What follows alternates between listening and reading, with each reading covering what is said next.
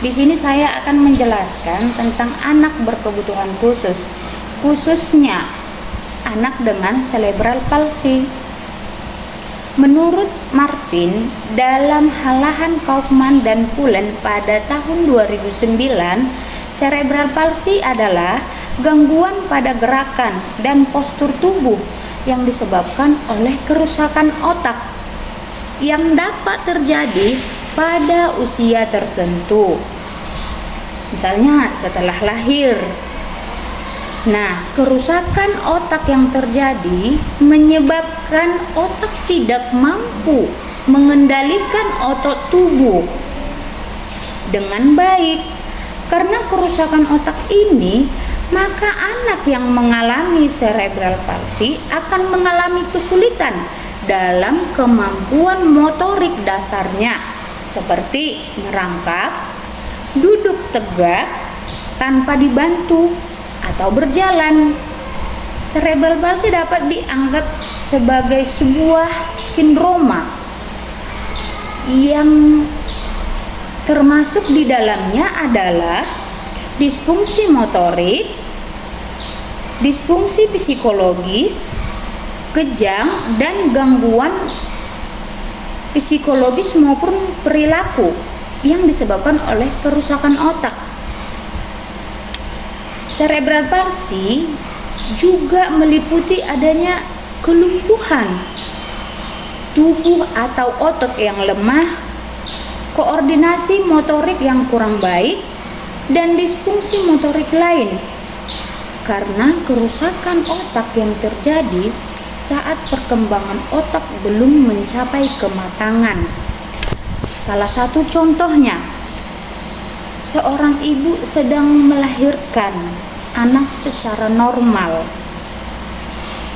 Namun ada beberapa hal atau kendala yang membuat proses kelahiran itu agak lama. Jadi, seorang bidan atau ahli kesehatan mencoba untuk membuat cara bagaimana supaya ini tidak terlalu lama prosesnya. Misalnya, percobaan yang pertama itu membuka jalan pada saat seorang bidan atau perawat atau bagian kesehatan membuka jalan menggunakan alat seperti gunting kesehatan. Dia mencoba untuk membuka jalan menggunakan alat tersebut, namun posisi kepala si bayi yang mau lahir tadi sudah dekat. Saat dia mencoba untuk menggunting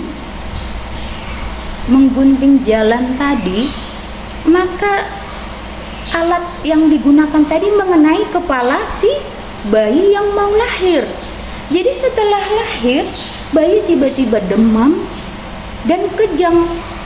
Artinya luka yang ada di bagian kepala si bayi yang terkena oleh alat tadi membuat kesehatan si bayi melemah, dan setelah dibawa ke rumah sakit dan ditangani oleh dokter anak, oleh dokter spesialis, anak tersebut divonis sebagai anak dengan cerebral palsy.